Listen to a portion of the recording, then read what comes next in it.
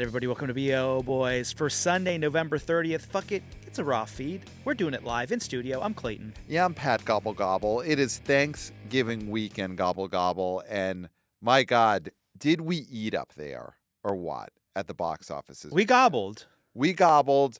There was a main course. This was not a weekend where it was about the sides. It was not about the sides. It was about the turkey.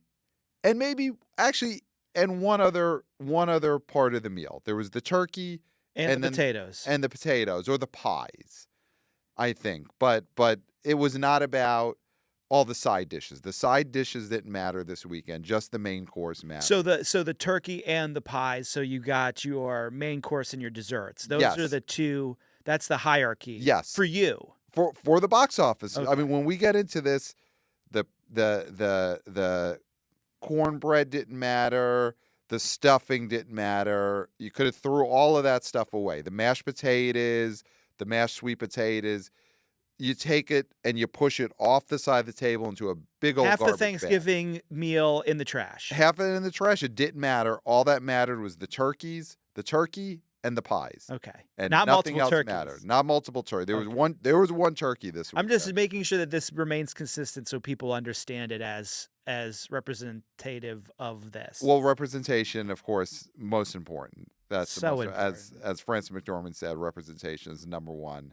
But it's all clear. Listen, we are YouTubers. Hey guys, Hey guys. and they understand everything that we're saying. They followed along immediately.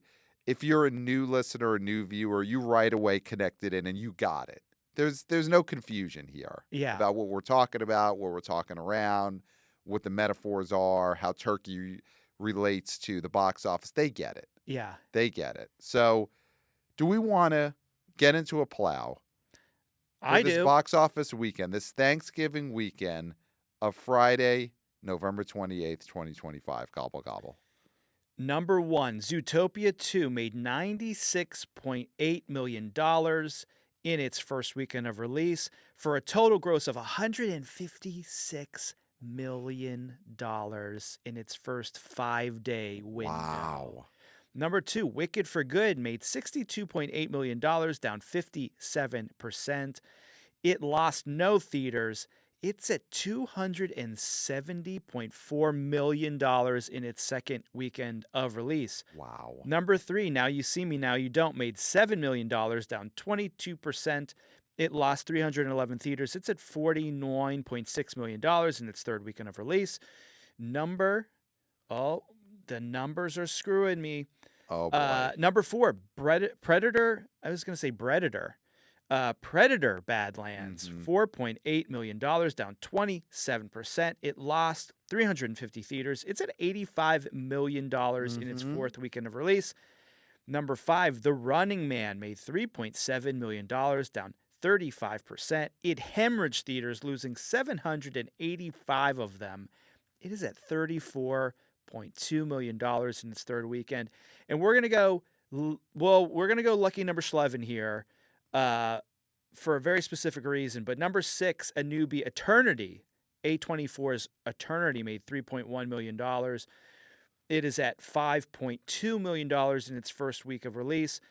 Number 11, Rental Family, $2.1 million, down 37%. No theater change. It's at $7.3 million in its second weekend. That's your lucky number 11. I mean, even though none of these sides matter, do we go to 9? I think we go to 9, Okay. and we continue just pushing all these movies off the table into the garbage bag. Well, this is a divisive one because does it even exist? Was it even on the table? Well, number 8 on the table, Wake Up Dead Man, a Knives Out mystery from Netflix. It made $1.5 million in the 3-day, $2.5 in the 5-day. In 600 theaters. In 600 theaters. These are all, of course, not Netflix reporting it, the theaters reporting themselves. Yes. And give it up for the numbers for doing some actual reporting to gather these. And that's what they have. And then number 9, going all the way down to 9, Hamnet, a possible Best Picture player from Focus Features, $880,000 in the 3-day, 1.3 in the 5-day. It's only in 119 theaters. So let's just talk about, and we'll talk about it, and then we'll push it off the table into a garbage bag. Knives Out, Wake Up Dead Man. Why talk about a movie Well, why? I'm just gonna say this. I got a message from an OG wannabe girl Okay. who went to see this, and she's a coastal elite, Mhm. lives in one of the major cities that should be in the major city time zone, all in the same time zone, and went to see this over the Thanksgiving weekend with her family. One husband, I think in-laws, Remember, father. anonymity is important. Do not name. I'm not naming names. I'm not Okay. naming No children's husbands. names, no children's ages. Of course not. Okay. Anonymity is important for everyone, most important for children. Yes. Second most important thing for children after representation. Yes. Of course. And then free speech. And then free speech Of for course. the 3 pillars of childhood: representation, which of course we mean managers and agents, Mhm. anonymity, and then ability to have free speech. Yes. So, not going to name names, especially for children, but this OG wannabe girl went out, saw Wake Up Dead Man, Knives Out Mystery, reported back. She really liked it, but she then at the theater started, and she pretty much called it ranting, started ranting to her family and anyone around her. This should have been in 3,000 theaters. What is Netflix doing? And other people there, they didn't really get what she was talking about. You know, it seems like they were saying, but we saw it in the theater. It's in theaters. And of course, she is a wannabe girl. So she knows that, no, this wasn't really in theaters. Just No. because we saw it in theaters doesn't mean it actually was in theaters. We're on the coast. We're on the coast. We're one of these 600 theaters. And I'm sure they were like, but 600 theaters is a lot of theaters. Is that all the theaters? And of course, she's like, she knows Avatar is going to open in like 5,000 theaters. Yeah, yeah. So what the fuck are you talking about, Dad? Yeah. You know, so she I'm sure she was getting worked up. I didn't see, you know, I don't think she went off the deep end. I think No. she held it, you know, but she knows. And I think that is, to pat ourselves on the back, the power of this show is that someone like that is going out into the world and she's educating people around her that, yes, we saw this movie in a theater, but it actually wasn't really in theaters. Yeah. People now are starting to get wise to Knives Out 3 is not actually in theaters, even if you yourself saw it in a theater. I think this is a big thing because, you know, it's too late now because Thanksgiving has ended. Mm-hmm. And people have already had the conversations at the dinner table that have been uncomfortable. They've had the religion conversation. They've had the political conversations. They've had the conversations about things you are always going to butt heads with most of the time when there's a bunch of family. Right. It might not be your parents. It could be your uncle. It could be a cousin. It could be whatever. Right. You're saying, hey, you know what? This person I brought to dinner isn't actually just my roommate. Yes. Yes. You know, and you're having that conversation with your family. What I would say then for Christmas Yeah. is have the theater window conversation, have the Netflix conversation, Mm-hmm. educate your family members on this. There's time now to get together your sort of, talking points. Yep. To have a non-controversial conversation at the Christmas dinner table. Yeah. About Netflix, what it's doing to theaters, Mm-hmm. all these things. That is something that you can then be educating your family. Yeah. Because you've already had the uncomfortable conversations at Thanksgiving. Yes. Yes. Well, and I mean, I'll say, and if it gets uncomfortable, let it get uncomfortable, because we as a nation can't keep coddling these people that we're close to in our families, you know, and just say, well, I don't want to talk about how Netflix doesn't give wide releases to their movies. Doesn't report numbers. Yeah. I don't want to talk to Dad about that, because what if it changes our relationship? What if he pushes back? I think you just have to accept that might happen. Mm-hmm. That you might tell your parents that Netflix is trying to destroy theaters. And like, what are you talking about? We love Netflix. We're a Netflix house. We have a Netflix sign in our front yard. I wear a red Netflix hat everywhere I go. Yes. And you can't just keep letting your dad get away with that this Christmas. Yeah. You've got to tell him, take off that goddamn red Netflix hat, Dad, because they are destroying the theatrical industry. Look at what they're doing with Knives Out 3. Yeah. And again, he'll say, we saw Knives Out 3 in theaters.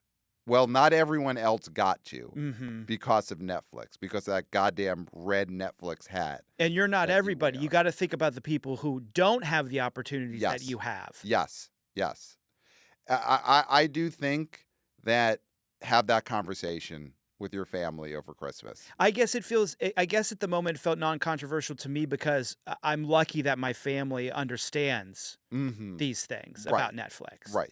And so there is no friction, but I have to think about other people. A long time ago based on the show. Yes. If that's how they thought. Yeah. And I have to understand that these are hard conversations for people that are not supported by their family the way I'm supported by my family. Yeah. I mean, here's something that I think could be great for our nation, but most importantly, great for B.O. Boys ratings is let us be a resource for you and for other people in your life who have to have that difficult conversation this holiday season with their relatives. Yeah. Is tell us your story. Write us, theboboyspodcast at gmail.com. If you are someone who, and I'm going to say this directly into camera because we are YouTubers. Hey, guys.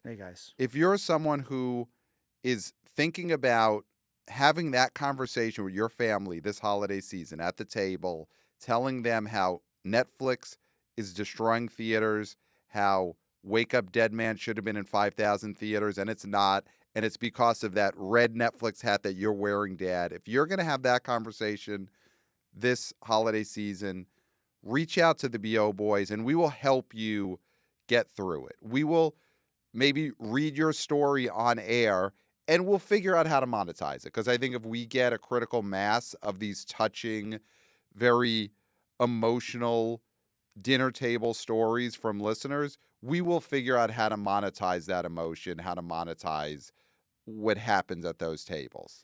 Well, do we? I mean, okay, that's great. We want to monetize as much as we can, of course, merchandise, monetize, publicize. Those are the credos we have to live by this holiday. This feels like a possible Substack post: how to talk to your family about Netflix. And I think, I mean, do we paywall it? Maybe we paywall it, but I think that's something that could be a resource. Obviously, you get in this argument with your family, and then you say, go to the website, and you get it because that works.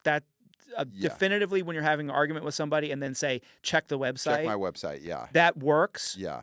At all times. Yeah, historically, we all know it's worked. Yeah. So I think you could have that as a resource. Yes. Where you can say, check the Substack article, check the website. Yeah. And to find the real facts. If you're having an argument with the dad with the Netflix hat, tell him, go to the website. Go to the website. Yeah. I think this is definitely behind a paywall. Yeah. I think it's too important not to be behind a paywall. Yeah. There are some things that are just so important and resources that are so important, they need to be behind a paywall. This is one of those. Agreed. Yeah. Yeah. So this how to deal with your pro Netflix family over the holidays, that will be on the B.O. Boys Substack, and it will be behind a paywall. It has to be. And you want it to be. And I'm talking directly. You wouldn't trust it if you got it for free. Yes. You wouldn't trust it. Yeah. But I think it's very important, like this OG Wanna B.O. girl did, and she was brave enough to tell me that it happened. She started telling everyone around her, this is not right. Mm-hmm. And she loved the movie. She really enjoyed it. Yeah. But then first reaction, this is not right. This is not normal. That is what she told her family. And it is time, I think, for a lot of people to have that conversation this holiday season. Agreed. So that is Wake Up Dead Man, a Knives Out mystery. Number 11, Rental Family. Anything to say there before we push this side? All right. Rental Family, Brendan Fraser, has now been pushed into a garbage bag off the side of the Thanksgiving table. Oscar chances on this are dead, right? Zero. Zero. Okay. Number 6, we've got Eternity from A24. That's an Elizabeth Olsen, Miles Teller, and Some other guy. some other guy. Love triangle in the afterlife. This movie did 5 million total over the 5. This is kind of a big nothing. Yeah. Yeah. This is a movie that I don't think really works in any generation. I don't think this is a post 2020 grown-ups don't go see adult dramas in the movies. Like, this movie bombs in 1996, right? In 2003 and 1984. No, I don't agree with that You don't? necessarily. I mean, I Okay. think depending on who the stars were at the time, it could have done fine. It's just like Miles Teller and Elizabeth Olsen mean absolutely nothing to anybody. Okay. Yeah, if this was in the 90s and it's Tom Hanks and Meg Ryan and some other guy. of course, yeah, then and some other guy, yeah, then that works. Some other guy could always be the same guy. Yeah. Yeah. It could have been this guy's dad, Yeah. who was an actor, maybe. Who knows? Because I don't know who this third guy is. Yeah. No one will know. That is the thing about opening this low, is that no one will investigate who the third guy is after Elizabeth Olsen and Miles Teller. Is Miles Teller fully squandering whatever juice he got from being in Top Gun Maverick at this point? Is there any juice left to be squeezed other than he'd be in Maverick 2: Top Gun 3, right? I mean, he had his shot before it. Maverick gave him an extra go, and it hasn't gone. So yeah, he's effectively done as a guy who's going to open a huge movie. Yeah. I don't think he's a guy that you go to if you want. I mean, Glenn Powell was that guy. We'll see if he still is that guy after The Running Man, which people, I mean, talk about, people are still seeing this movie for some reason. And I know it's a total bomb, but the fact that, more than $5 million worth of people saw this over Thanksgiving when they had other options, Yeah. is sort of crazy to me. I guess so. It's only in its third weekend, and it's shedding theaters, just lost 785 theaters, but it's still in 2,750 theaters. So I guess people are stumbling and drunk. yeah, it's a heavily publicized movie that is still just has a lot of show times to it. Yeah. But it has made in total 34 million domestic. That is a number that a month before it opened, Supposed to open at that. it would have exactly. It's after 17 or whatever it's been, 20 days. It's at the number that it comfortably should have opened at. Yeah. So this is it's a disaster. We hate to say, we don't want to throw dirt on Glenn Powell, but at the least we've got to push him and The Running Man into that garbage bag on the side of the Thanksgiving table. Predator Badlands, number 4, in its fourth weekend, is at 85 million.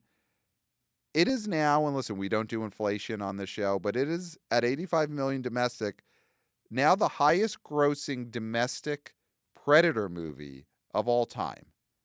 Higher than the original with Arnie. Obviously the 80s. Yeah. Dollars are different, but it is what it is. It could say that the nice PG-13 Predator is now the number 1 domestic grossing Predator of all time. It's funny because it's not like, I guess when you say PG-13 Predator, I want to push back on it, but I don't care enough about Predator for that to matter. I feel like Which is good. I don't want to be the guy who's like, not my Predator, and then be like, well, who is your Predator? And I'd be like, well, the first one, sort of. Yeah. Which you didn't even get to know the Predator, because Predator was just the alien that Arnie was supposed to kill. And so it is sort of disingenuous for me to be upset about a PG-13 Predator when I just don't care about the Predator at all. But if people like a PG-13 Predator, then let them like it. If that's the level of Predator they like, then who am I to say, well, that's just not the Predator? Right. Who is the Predator? Who gives a shit? Right. The Predator is whatever the Predator is right now. And I think that's a good spot for an IP like this to be in, where it's got a high Q score. Predator he's known, but it isn't Star Wars or one of these series that has a kind of fandom where they are going to be very upset if you do it a different way. Yeah. You know, there isn't going to be a lot of hashtag not my predator fans. And I think that is to the advantage of this series, that you don't have people like, oh, you ruined the predator by Yeah. making him. It's like people are like, My childhood. no, exactly. People are not saying you ruined my childhood with this predator. Mm-hmm. And there are predators who have ruined childhoods. Predators are known to ruin childhoods. Yes. That's but sort of what they do. that is what they do. That's their thing. But not this predator, because people don't really care enough for this predator to be able to ruin their own childhood. Yeah. Which is good. I'm happy when we could finally have a predator that doesn't ruin childhood. Mm-hmm. I think that's nice. Yeah. Maybe it's just me, but I think it's nice that we finally have a predator that's not going to ruin your childhood. So I think that's great. 85 million, 4.8 million this weekend in the 3-day. It'll probably get to 90. Won't get to 100 domestic. Is that what you're thinking? Yeah. It's not going to get to, yeah. Because you're going to have in the next couple of weeks Five Nights at Freddy's, obviously Avatar. You know, something like Running Man being 5th, it's just by nature of what's out there. Yeah. But once more stuff for that audience comes out, these are all going to keep falling down. But good for Predator. We can now push it off the table. Yes. Into the garbage bag with the mashed potatoes, with the sweet mashed potatoes, with Eternity, with Rental Family. Yeah. Number 3, Now You See Me, Now You Don't from Lionsgate, did 7 million in the 3-day. Is this only a drop of 22%? Is that true? Look at that. From last weekend, yeah. From last weekend, great hold from Now You See Me, Now You Don't. It's at 49.6 million total domestic after 3 weeks. So we're looking at a movie that's going to get to what? 60, 70 domestic? That is... Well, I was going to look up what the second one did, because it definitely dropped domestically. Yes. The second one from the first one. But Yeah. but you know, worldwide, overseas, that's where these movies make their bones. Yeah. I think this movie is doing as well as anyone would have hoped it could have done when it was greenlit. After that layoff, yeah. Yeah, I don't think this is a movie that it's not blowing the doors off the wall here, but it's not underperforming. No. Like, I do think Lionsgate has got to be happy with this. Oh, for sure. Is this a situation, before we push this movie off the table, that part of it is it's doing well enough, and I hate to even throw this in the air, but Lionsgate is like, this is doing well enough where we could keep this franchise going, whether it's another movie or maybe this is a streaming series, maybe this is, a Saturday morning cartoon, but like, the brand has shown it's popular enough to continue in some form going forward. Well, I think so, for sure. Yeah, for sure. I think this fourth one is going to happen sooner rather than later. Okay. They're not going to wait as long. Yes, they shouldn't. So the only thing that will make them wait is money, is payment, is if Jesse Eisenberg is going to become too expensive for this. Yeah. Because this was such a hit. Well, it puts them over the barrel. I haven't seen this movie yet. There was a few times where I almost did and then chose not to.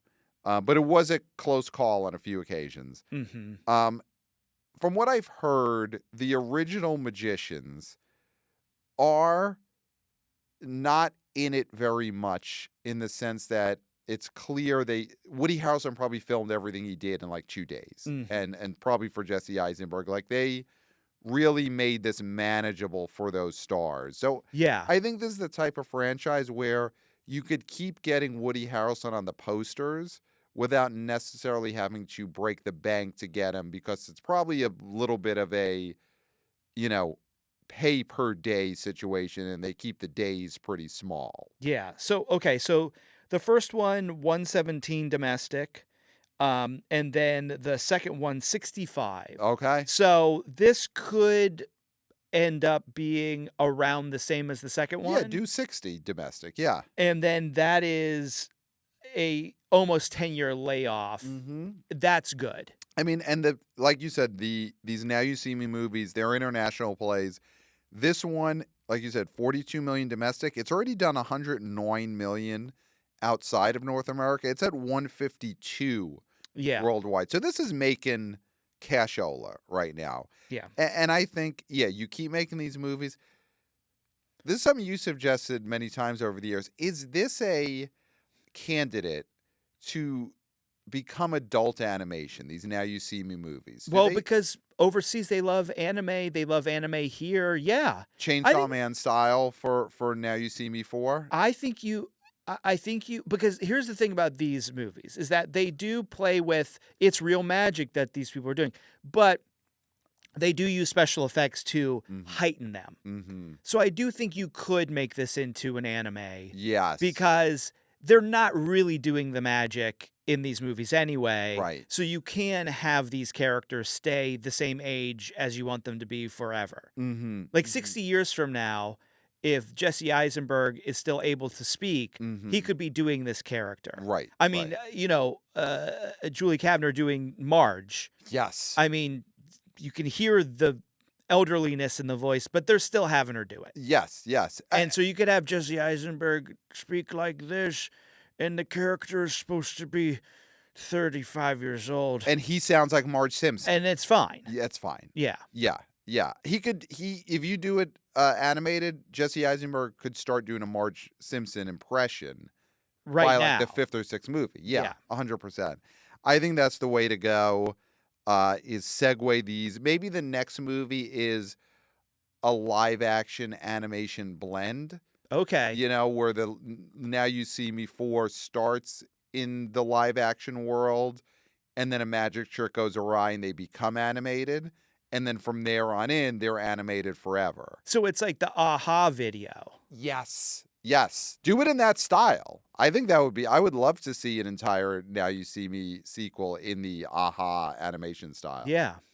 Take on Me. Yeah. And you have that song playing. Now You See Me, Now You Take on Me. Yes. There you go. That's the natural title for the 4th movie in this Magician series. Okay. That movie, we take that with the stuffing and the cranberry bread, push it into a garbage bag off the side of the table. It doesn't matter. Here's something that does matter. The pie. Okay, I was wondering if these. I thought. Okay, yeah, we're on the same page. These are the pies. These are the pies. This is the pie of our Thanksgiving feast. This matters. Number 2, Wicked for Good from Universal did 62 million in the 3-day. Did what, over 90 million in the 5-day. It's a 270 million domestic. About 400 million worldwide, which we'll talk about that when we get to the number 1 movie. So, full-on phenomenon, right? Wicked continues to be a phenomenon. Yes. Dropped only 57%. Have you seen this film, Wicked for Good? I got to ask that first. No, I mean, I know you have to ask for the audience, but I haven't seen this. I did. I never saw the first one. I will never see it, and I will never see this. Wow. Okay. I could report, boots on the ground. I did see this film this weekend. Mm-hmm. Took the nieces. Yep. And unnamed, unaged. Unnamed, unaged. Currently looking for representation. Yes. In all forms. So that's where they're at, and they could speak freely, and they do.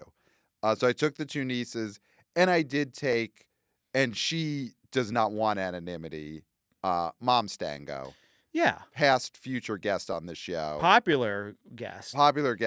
Keeps herself special. Yes. Well, could not get for Covember. You couldn't get her, yeah. Said I won't do without my boy. She could not do that to me. Yeah, she said I won't do without my boy, and I said I understand that. Yeah. Yeah. She did. Okay, so listen, she's not going to pretend that she listens to every episode. She's got a lot of podcasts. She's got to get through. She listens to every Bill Simmons episode, of course. She's going through the full Kirk Minahan archive.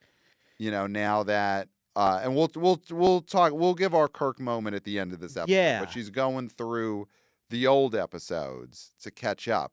So she's got a lot of podcasts. So She was just waiting for it to be complete. Yes. So she doesn't listen to every BO Boys, but she did ask me this weekend, when you were in Japan and Clayton had the guest hosts, he made sure to tell them before every episode that you'll be back, right? She did. And I said, actually, and then her face, it didn't get sad. She started getting angry. And I said, yes, that's what Clayton said. He let all the co-hosts know that my position was not up for grabs. And she put the bat down. Okay. Yeah. Good. So anyway, that is who I took to see Wicked for Good this weekend. Mom Stango, two nieces. It was an event. It was an event. Whatever you think of the movie, is it a mess? Is it, making a mockery of the Wizard of Oz? Doesn't matter. This was a cultural theatrical event, packed house, all ages. Everyone loved it. Came out of this movie talking about it for hours with the nieces, breaking it down scene by scene. They want to find, can we find YouTube videos where they break down scenes and Easter eggs on this movie? It was that type of, this is a theatrical event. This is what you want out of a movie. So whether you like it or not, it doesn't matter. Thank you. Thank you, Wicked.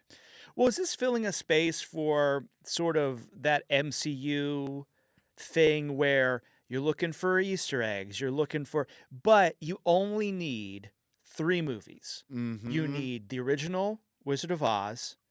You need Wicked 1 and Wicked 2. You don't need Return to Oz. No. Though one of my nieces she was shown part of Return to Oz a year ago, accidentally by her mother, who in this situation has to remain nameless and anonymous, or else I think she could get in trouble. Showed one of my nieces Return to Oz, thinking it was just a Wizard of Oz sequel she had never heard of. And a few minutes in, realizing what's going on, Dorothy's getting electrocuted, and all this stuff is happening. Crazy movie. It's got like H.R. Puffin stuff style, crazy drug-addled puppets. And one of my nieces was not into it, the older one. The younger one, she wanted to live in that Return to Oz world. She wanted more of it. But yes, you don't have to see Return to Oz. But this is a Marvel-style world. Mm-hmm. But you don't have to see 15 different movies. Yeah. Yeah. The Wiz, you don't have to see. Don't have to see The Wiz. You don't have to see The Wizard with Fred Savage. No, which really had nothing to do at all with The Wizard of Oz. No. But if other than it was a journey with characters, odd characters. Oh, they definitely had Wizard of Oz in mind when they were making that movie. So yeah, is that what you think? Do you think this is filling that superhero void? A little bit, in just the sense of being able to scratch that itch of, this thing is for the fans and for the hardcores and for the people who paid attention. Mm-hmm. Except, and this is, God, hopefully Hollywood is learning this lesson. A couple of years ago, biggest hit of the year was Barbie. Now, Wicked last year, giant phenomenon. Wicked for Good right now, phenomenon. Give the ladies, the young ladies, their own, and not actually superheroes, but I'm doing it in quotes, superheroes. Give them their big events that they could sink their teeth into. Yeah. And these movies are gigantic.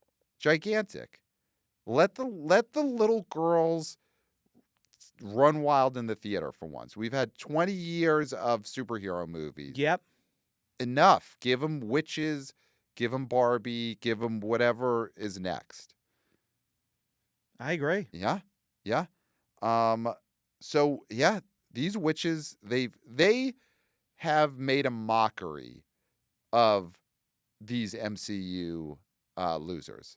I mean, look at the Fantastic Four, and then look at Glinda and Elphaba, and you tell me that they're doing the same thing? No, they're not. Yeah. No, they're not. There has to be a third one at this point. You figure out a way. Yeah. You figure out a way. Yeah. I mean, that was a big topic coming out of the screening was the nieces. Is there another one? When's there going to be the next one? You know, I had to explain to them that they've used all the story from the musical, but, you know, there's other books that were written, but I don't know if Hollywood really cares about those books. They probably want. There's material. I let them know, listen, there is material that could still be mined for sequels. Yeah. And that's very important. It's good that they have that hope. Yes. Yes. So at this point, we assume this is going to just keep playing like gangbusters through Christmas. Right? Yeah. I Probably think so. pick up some steam as we get into Christmas. It's a movie that people want to rewatch Yes. and experience the songs again and, you know, sing along. There's going to be the sing along versions of these showings as well. So, I mean, there's so many ways that this movie will have legs. Yeah. I think, you know, when you talk about it with the superhero aspect and how, having seen it myself, that these audiences care so much about the hidden Easter eggs and the twists and the stuff happening in the background. You could do showings with deleted scenes. You could put out a showing, a version of this in 3 weeks that just has a John M. Chu, you know, roundtable discussion tacked on at the end, and these kids will go again. Mm-hmm. My nieces know who John M. Chu is. They were asking about, does John M. Chu know what Elphaba whispered to Glinda? That was a big question by the 5 and 8 year olds that I saw this with this week. Oh, you aged them. Okay. Be careful. Okay. Just be careful. We don't have to bleep it. I'm just saying be careful. You could listen, we all knew they were kid age. Yeah, yeah. But they care about John M. Chu's take on this movie. You add on a John M. Chu interview to this in 3 weeks, it'll add another 10 million to the box office. This is why it's like bring back commentaries because I mean that's the thing is do a version of this with a commentary. Mm-hmm. You're telling me people wouldn't go and sit there and hear this commentary? You have him. Yep. You've got the 2 stars of this movie. Yes. You put what's his face? Have Bo and Yang host the round table. Yeah, yes. Bo and Yang, Goldblum, just to say weird non sequiturs during it. Yep. And the costume designer, whoever he or she or they are. Yeah. Have them on this round table, and these little elementary school kids would eat that content up. Mm-hmm. They would for sure. So, yeah, this was the pie this weekend. Wicked for Good. Do we want to talk turkey? Yeah. Number 1, Zootopia 2, 156 in the 5-day. Just, what do you most attribute this to? What do you say? Number 1 thing that puts Zootopia 2 at this gigantic number. Talking animals. Yeah. Talking animal. I mean, this is something that I think Pixar has trained a generation to think it can't be talking animals. It has to be your inner emotions and a sad, lonely robot and a dead jazz musician. Yeah. Yeah. And they forgot that, you know what kids like? They like bunnies that talk. They like foxes that talk. Yeah, yeah, yeah. That's what they like. Yeah. Piglets that talk. And listen, we said it last week, and now I think it's clearer than ever. Hamnet should have been a talking piggy in Zootopia 2 instead of a standalone movie about Shakespeare. Keep everything else the same about that character. Everything else the same, but he's just a talking animated piggy in Zootopia 2. You mentioned the dead jazz musician in Soul. Soul, of course, 2020 release. Never got a You theatrical always release. pick up for Soul. You All always I'm asking stand up you- for Soul. Whatever. You're saying that if Soul came out over Thanksgiving, you don't think it could do a 156 million Okay, domestic yes. Friday? No, I do not think so. You don't. Okay. I don't think so. I had to check Okay. because Soul never had the chance to do that. Obviously, You're it got- right. All it needed was a chance. I'm asking, and you answered it. It wouldn't have done as the Dead Jazz Musician wouldn't have done as much as the Talking Animals. The cute talking animal Cute Talking movie? Animals. No, probably not. Probably not. Okay, had to check.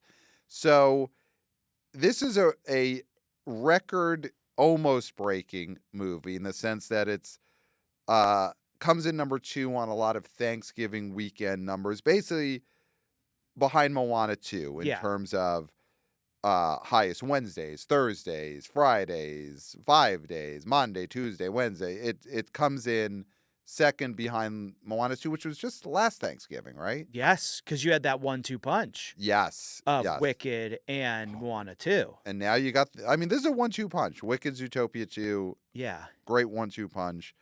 And I think that makes sense. Talking Animals is as high, almost as high as you can get, but beloved Disney princess returning for the first time with Moana, that's Yeah. higher even than Talking Animals. I mean, Frozen 3, right? I mean, Yes. that's the one thing that's better than Talking Animals, Yeah. for sure. Yes. Yeah. So this movie just doing giant almost records on every part of Thanksgiving.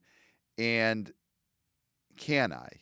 And you tipped me off to this before we got out. You knew I knew was you'd gonna like it. This is a movie that entered the weekend with so many promotional partners.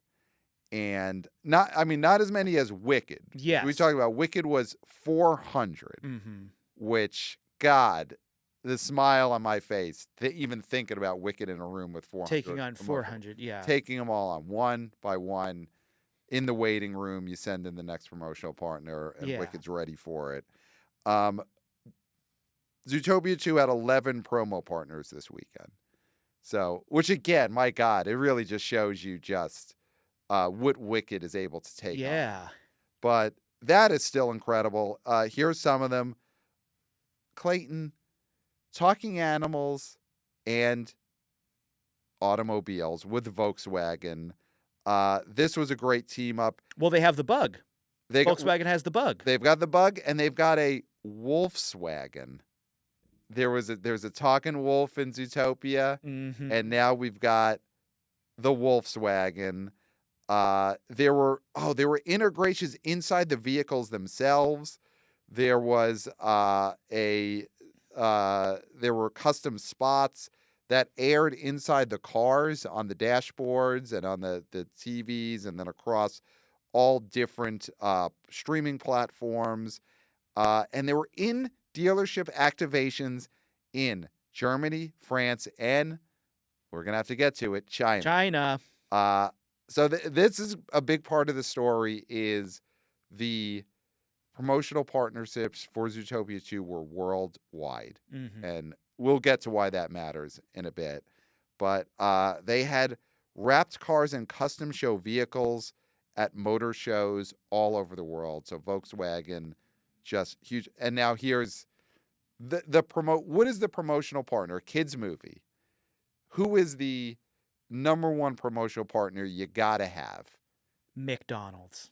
They had it. Of course. You don't need 400 when you have McDonald's. That's yes. McDonald's as a promotional partner has the girth of 200 to 300 promotional partners all by itself. McDonald's walks in the room and you're like, okay. Yeah. I don't even know if I could take this all the way in. Yeah. And McDonald's, my God, did they deliver as a promotional partner like they always do. They had a Hoppy Meal because we got Talking Bunnies. We got Judy and Nick, the Talking Bunnies. They were in a Hoppy Meal. This rolled out across almost 14,000 restaurants in the United States. Think of all of these truck stop McDonald's that are serving Hoppy Meals and getting people to go to the theaters. Yeah. This is incredible. And not just Happy Meals being served in the United States restaurants. We're talking McDonald's in Latin America and China. China. That's right. And there were 8 collectible toys, in-restaurant activations, in-app promotions. So the McDonald's app got in on the action. It's a huge app. Big Huge- app. Big app. People, and listen, that's the world we live in now. You order McDonald's directly to your house. Mm-hmm. You're sitting on the toity, you order McDonald's with the app, and you're going to see a little promotional. There's 2 things that used to be always in person. Mm-hmm. Dating. Yeah. That's now apps. Yeah. McDonald's. That's now an app. Now an app. Yeah. Yeah. And the Happy Meal, Zootopia 2 is on both apps. I'm sure Mhm. it's definitely on the McDonald's app. It should also be on the Coffee Meets Bagel app as well. So Air Canada got in on Zootopia 2 as a promotional partner. In-flight screenings of the original film. So there's just forced plane loads of people to watch Zootopia. I love this because you go on planes nowadays and everyone's got their own little screen on the back of the chair in front of them, and they're all in their own worlds. Remember the days when you would fly and that one screen would pull down in the middle of the plane and everyone would watch you'd wait, okay, what movie are they going to show us? We're all going to watch it together. And I assume that's what Air Canada is doing now. They just disabled all the TVs on the backs of the chairs, pulled down that one screen, and guess what? We're watching Zootopia and Zootopia 2 in theaters this Thanksgiving. I do like that, but there is something to be said for when people are watching different things and say your plane crashes on a desert island and the survivors would be able to talk about something different than each other. So they could tell, like, they could explain the different things they were watching. So that would eat up some time when you're really alone. Right. As opposed to everybody just being like, talking about Zootopia.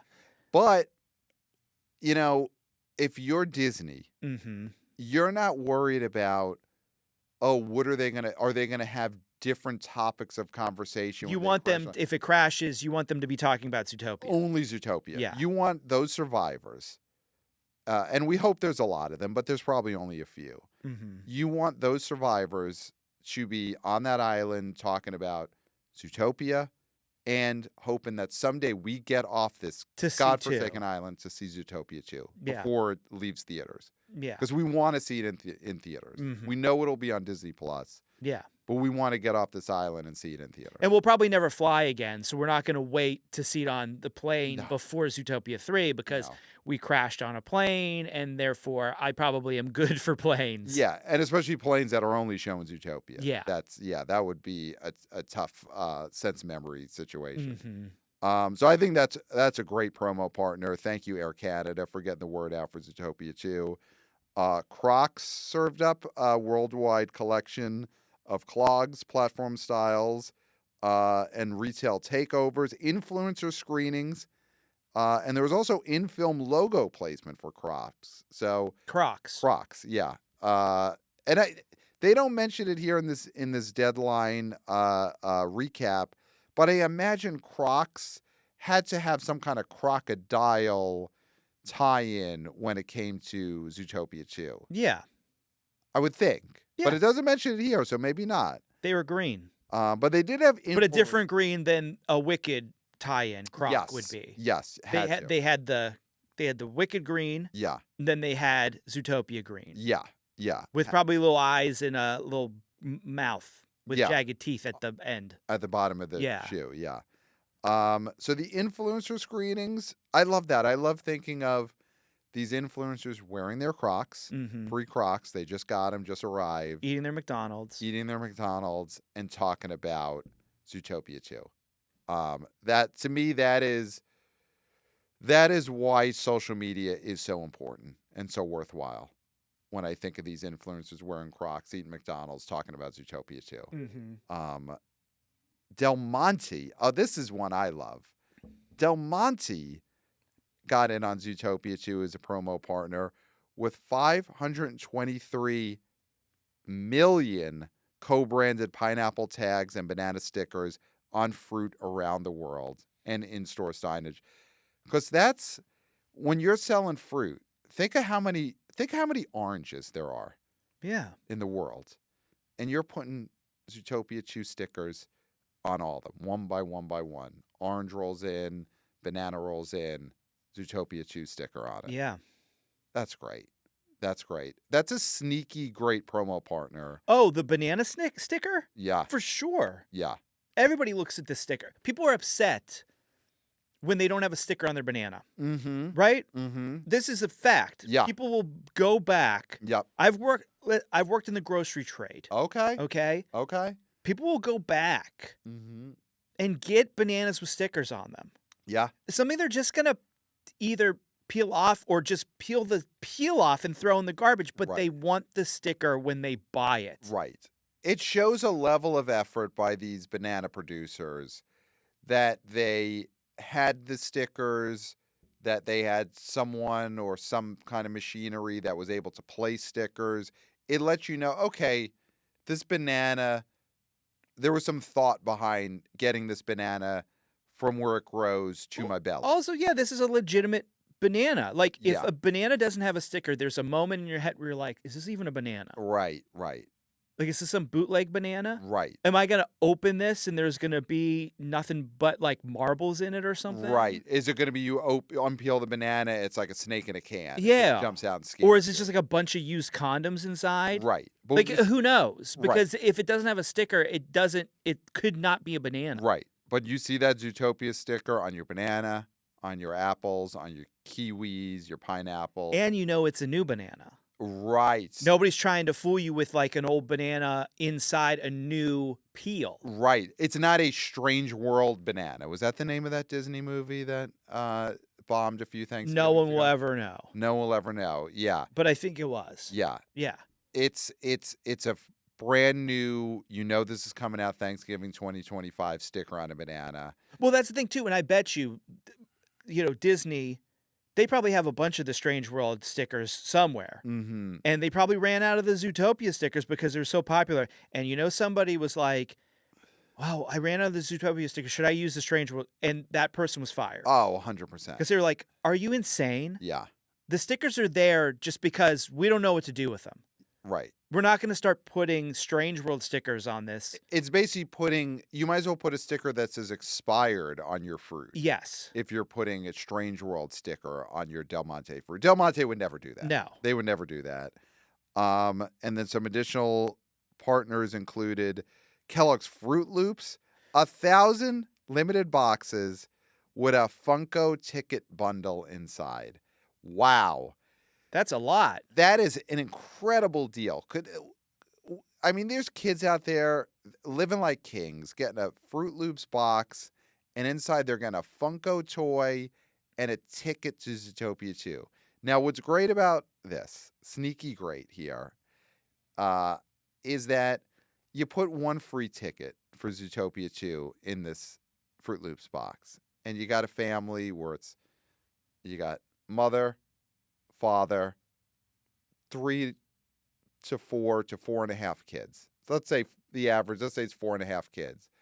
You get one free ticket. Obviously, then we got to go.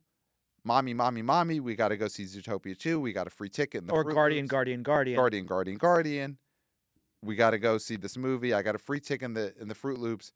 They got to come up with then tickets for 3.5 other kids. Yep. 1 to 2 Guardians. Mm-hmm. And you're selling all those extra tickets for Zootopia 2 just because you put one little free ticket in a Fruit Loops box. Smart. Very smart. Then Govee Custom Curtain Lights did 2.6 thousand Best Buy and Target locations. Curtain lights, custom curtain lights. Do you have custom curtain lights at your dwelling? Of course I do. Okay. Who doesn't? You don't? I don't think I do, but that might be one of those things that my wife has put up, and I'm Mhm. sort of am oblivious to it. Yeah. That I just, I walk around. It's like obviously, the No, we money get we're- it. We get it. No, it's We get it. listen, We get it. the money we're You making. said all you need to say. We totally get it. We get what's going on I'm over paying there. for those lights. Oh, okay. That's much better. That's With, much better. With the success of the B.O. Boys production. Of course. But I am just like, I walk by and I don't even notice that we have these. Yeah, it's fine. You've said enough. These lights. Yeah. But now I'm going to check. I'm going to see, do we have good these for lights? you. Do we have Govee lights? Good for you. Because I paid for them if we do. Make sure you say that. And then I will say that. I know you will. I will say that. It's pretty evident that you'd say that. And then Shakira's skincare brand also got in on this. I'll say I'm not aware that Shakira had a skincare brand. She has a skincare brand, and you know what? It makes me... Is it called She-Wolf? It's called, is this Issima? Issima, Shakira's hair care brand, not skincare. Okay. Hair care brand. They had exclusive influencer activations for both Zootopia 2 and her hair care brand. This is incredible. Now, something I want to talk about with Zootopia 2 is, we talked about when it came to McDonald's, when it came to Volkswagen, some of these other brand partnerships, that these were worldwide. And you could see how this paid off because Zootopia has done great business in the U.S., but these international numbers are out of control. Well, especially one of them. What is it? 272 in China? What was it? Well, let's just start off the international box office. So the non-North America, non-U.S. Canada box office. Where Pat likes to vacation, let's say. Yes. These are places where he would like to vacation. Outside of the U.S. Of course. Outside of the U.S., this movie, in 5 days, Zootopia 2 has done $400 million. It's done 556 total. 400 million of that is quote unquote international, outside the US. This day and age, that is incredible. Mm-hmm. That used to be more common in the 2010s, but $400 million opening weekend outside North America is out of control. Now, as someone who you are let's just say more of a patriot than I am, I guess. People will say that, whatever.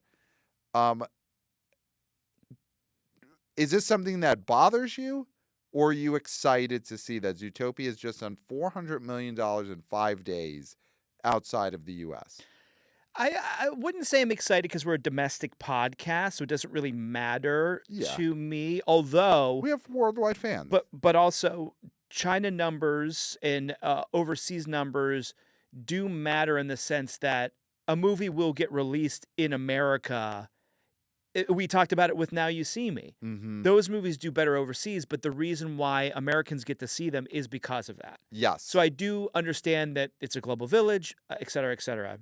Yeah. So this Zootopia doing as well as it did overseas is great, because that means not that we weren't going to get a third one because of what it did domestically, because obviously it's also a domestic hit. But sometimes for movies that might not get a sequel in America, you can get one because it does so well overseas. Yeah. I think that's positive because then Americans can get to see these movies. Yes. And that's, 272 million 5 day in China. This is something we have not seen in this is the second biggest, they call it non-local, so basically non-Chinese movie. Yes. Hollywood movie. Second biggest opening for a Hollywood movie in China of all time. It's number 2 to Avengers Endgame. Which made 300 plus, right? Yeah. And this, near that, blew away any other animated film that wasn't domestically made. Yeah. That is insane numbers. Yeah. And, we had this conversation with Jeff Bach of Exhibitor Relations Co., half man, half hype.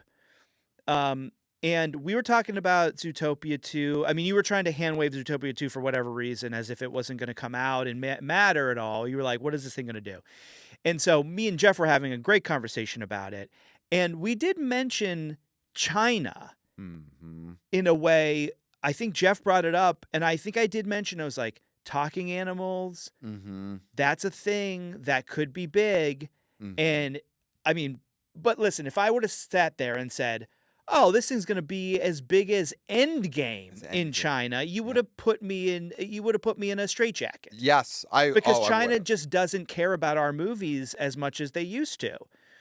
But there's something about this Yeah, that really resonated with the Chinese population. yeah. I mean, and And I think it's talking animals are universal. Everybody loves a talking animal. yeah, Kids, adults, people from other countries. It's something they can relate to. yeah, yeah. Everyone wants. I guess everyone wants animals to talk. Is that They what want to talk to a fox. Yeah, yeah. But when you look at these breakdowns, as great as it did in the U.S., for this movie to do 272 million in China opening weekend, It's already over $500 million yeah, for international. and So this thing's going to be $1 billion baby slam doink. it's going to be $1 billion baby. And it could be bigger than the last one because the last one, I don't think, well, that's not true. I bet you it did a lot in China because that was when it did. Oh yeah, that movie came out in 2015. Yeah, that was right at the 2016, I height think, of right? yeah, 2016. 2016. It was right in the middle of that golden age of movies doing. But it didn't do as well as the in second China. one opened too. So No. that's It's getting bigger. So first question is there something about talking, the want for animals to talk, that's even bigger outside of the U.S. than it is in the U.S.? Do you think that the further away from the U.S. you get, people are just even more clamoring to talk to animals? I mean, I would say from this, yes. Yes. Mathematically, yes. You know, you go around the world, that's really where people want to talk to animals. Yeah. So, what's great about seeing a number like this in a weekend like this, and you see something that came close to Endgame, even in this specific market, almost did the same amount that Endgame did in China. Yeah. Endgame, biggest movie, one of the biggest movies ever. 2019, sort of looked at as the last year when everything was working the way it should have in the Yes. movie business. And you see a movie now almost do what Endgame did. It does give us hope that the biggest movies are still yet ahead of us, Mm-hmm. and that a return to that level of the movie business, even if unlikely, is possible. Yes. Because we don't want to get to a point where we just take it as fact that nothing will ever be as big in the future as it was in the past. And this China number for Zootopia 2 gives us hope that maybe we will get to those heights and surpass them in the future. Yeah. I mean, there might be a sort of new franchise or a sequel to something that's already come out that Mhm. could be as big as an Endgame. Right.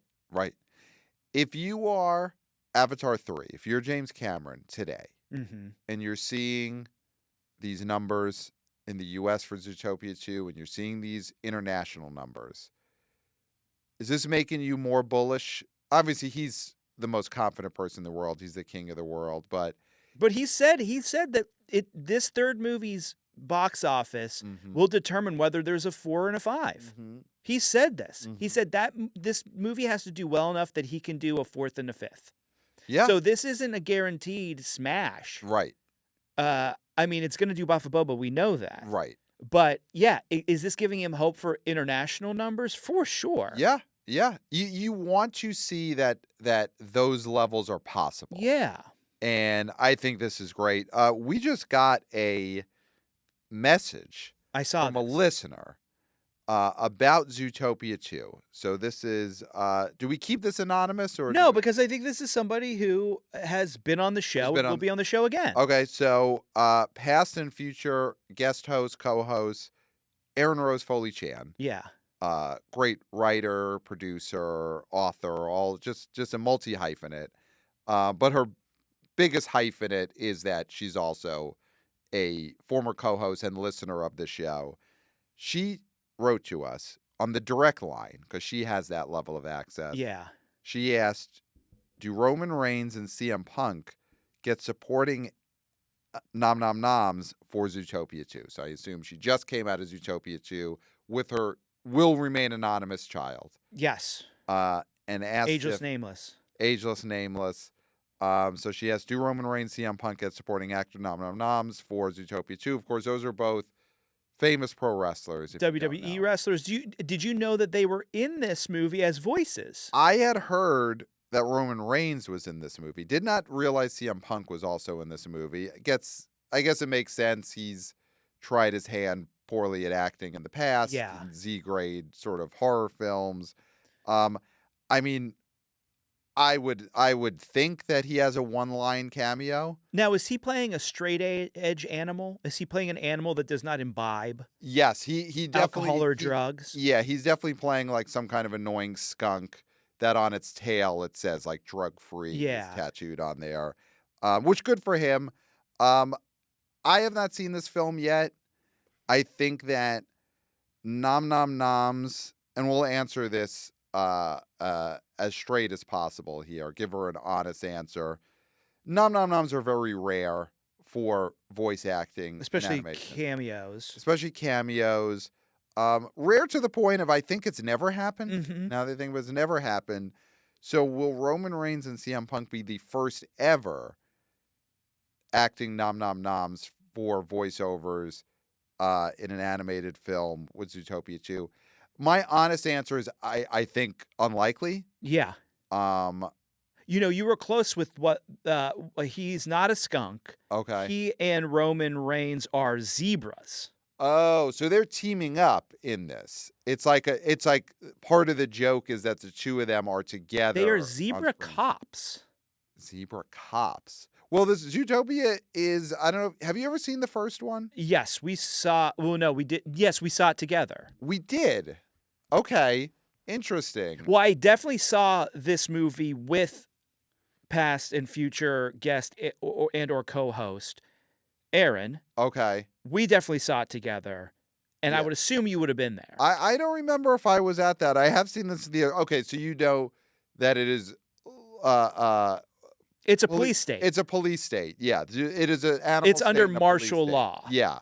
So almost all of the animals are either some form of law enforcement or, desk jobs in law enforcement. Okay, so they play zebra cops together. Mm-hmm. Those don't sound like particularly meaty roles. No. Though they are talking meat, they are animals. See, you exactly personified right there why I think in other countries talking animals are more beloved. Although they are in America, but other places that they treat animals as if they are part of the world, not something outside of it, and not just meat to either be pet or consumed. Yeah. So you saying that makes you seem more like a patriot than me, because you're just saying that they're talking meat. I thought of zebras and I went right to putting them on my plate. Yeah, which I've never eaten a zebra. I don't know if you've eaten a zebra, but okay, you're making it seem like you have. Okay. That's an anecdote for the Patreon. Yeah, so that I think is why other places they think of the whole, ecosystem as part of one thing. Yeah. As Americans are like, can I pet it? Will it fetch me my slippers? Or can I eat it? Yeah. And that's what animals mean to them, zero. I mean, otherwise it's zero. They don't think about them at all as things, living things with hearts and emotions. Yeah. No, I don't think of that at all. Yeah. And most Americans agree with me. So I just answered your question from before. Great. So we both agree neither of these pro wrestlers will get acting nominations for voicing zebras in Zootopia 2. Yes. Will that help them get other roles? I don't think it matters, huh? Huh? Yeah, I don't think.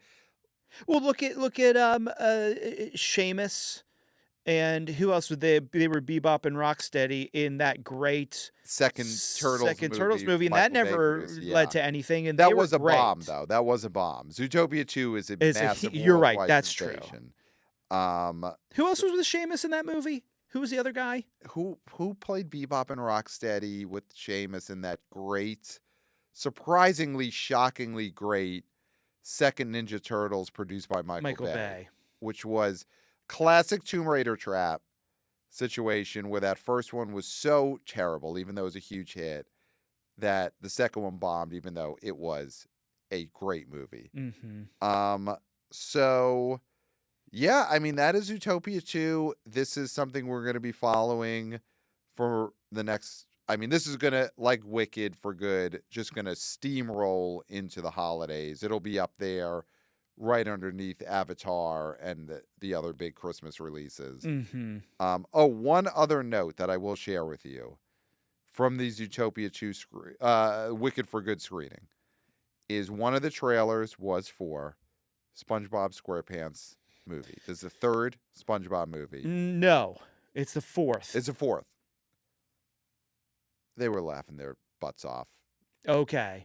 Even with the really uncomfortable, bad computer animation. That must be 2 cents to make. It looked like it cost 2 fucking cents. It did, for sure, but that was overridden by several well-received butt jokes, fart jokes. Yeah. Just, there was a joke at the beginning about pooping a brick that brought the house down. Had a callback in the trailer, which kids love callbacks.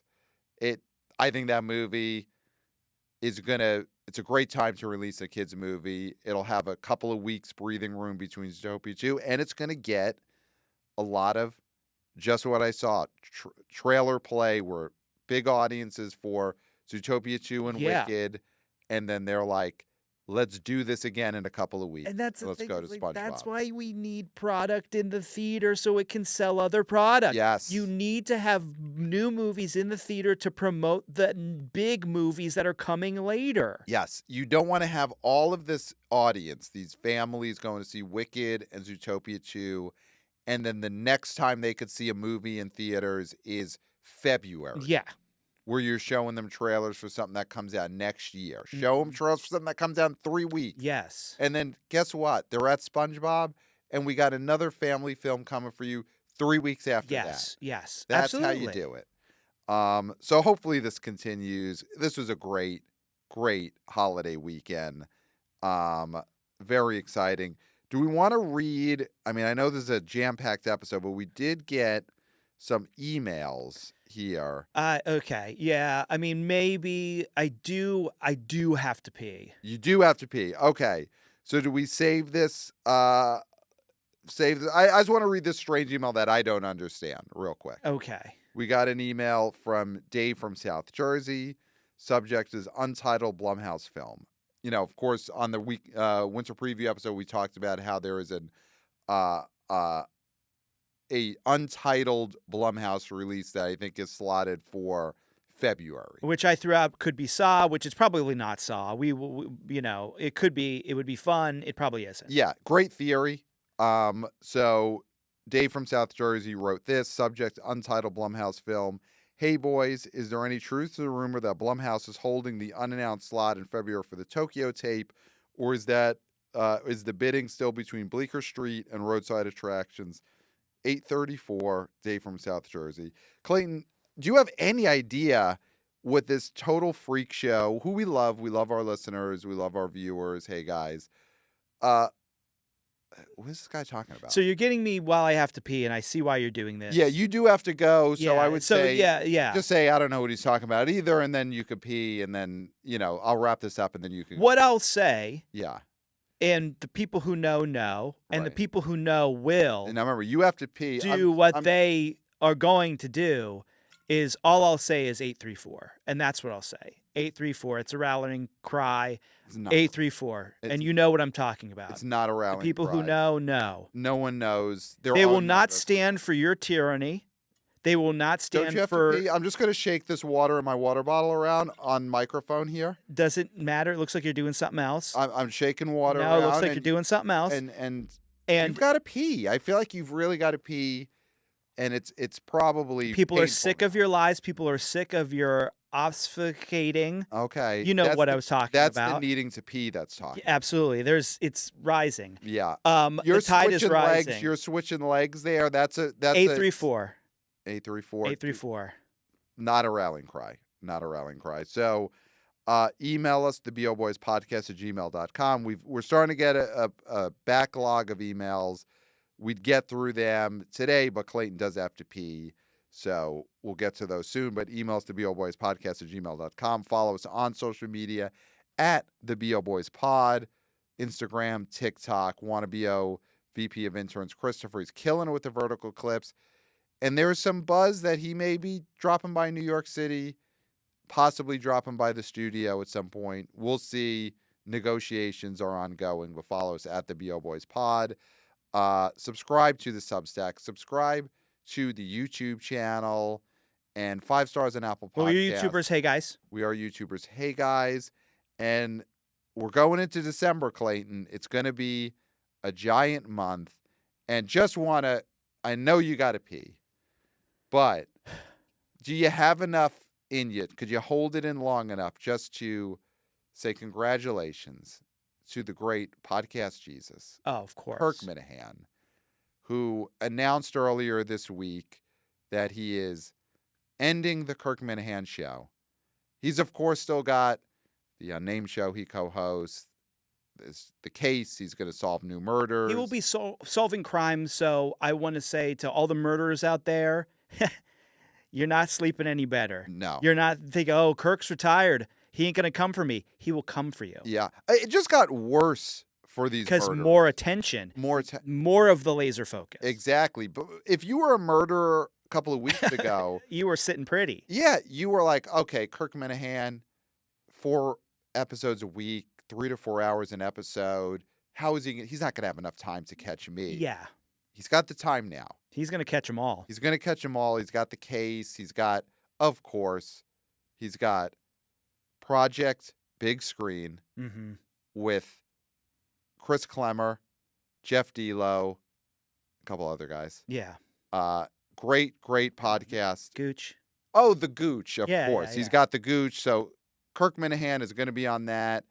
But greatest podcast of all time. He's wrapping it up now. And listen. This is like the people who are, well, I can't watch Better Call Saul until it's over. I can't watch The Sopranos till it's over. I can't watch Entourage until it's over. And everybody was waiting for the second movie. And I don't think the second movie is going to happen. So it is over. So you can watch Entourage safely. Yeah. Now you have a complete package. So you can listen to the whole thing. Yes. To completion. Yes. Every single episode of the Kirk Minahan show, you can now listen. And when you're done, you will have completed something. Probably the most important thing you'll ever do in your life. Yeah. So congratulations to Kirk. And here's the thing. At some point, and listen, he's solving murders. I can't speak for his schedule. Yeah. But we hope someday he's back on the BO Boys, because the next time he is on the show, it's Kirk 20. Will be his official 20th appearance.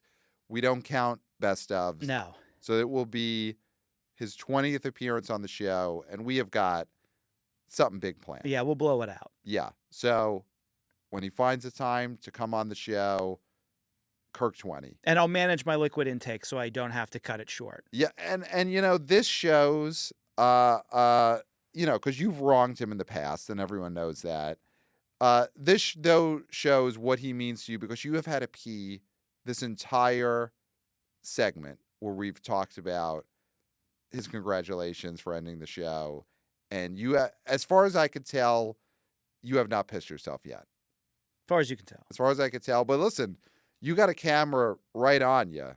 So, hey, guys, and I'm going to wave into Clayton's camera. They could see. They could tell whether you have pissed yourself yet. So it's all there. And that's all I got for you, Clayton. That's it. I got nothing left. Pat, you've said so much. So much. You've denied more. 834. Not a rallying cry. And there's nothing left to be said. Great. Except for, until next time, we'll smell you at the box office. Nailed it. Hey, guys.